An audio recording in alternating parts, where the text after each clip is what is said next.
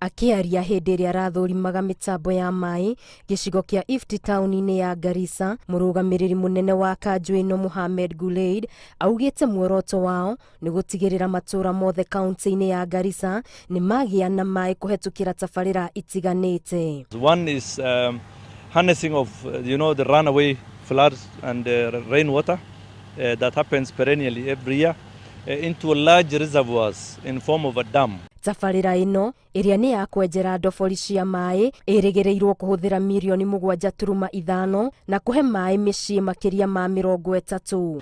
We are going to find a solution at least to some of the most critical areas. The water security is guaranteed for the population here in Garissa.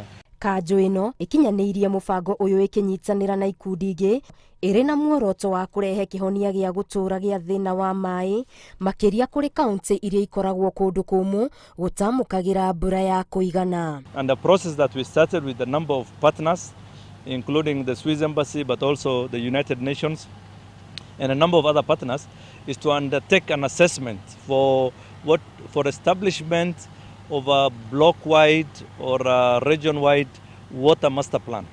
And that ensures us that the project in the end will also be sustainable, that it will stay there even if one day Switzerland was to decide to withdraw. Kauntĩ ingĩ iria ciĩrĩgĩrĩirwo kũgunĩka na tabarĩra ta ĩno nĩ Isiolo, Wajir, Lamu, Turkana hamwe na ingĩ. Ngĩribotera Inooro TV, Getu Wangari Maria wa Mũigana.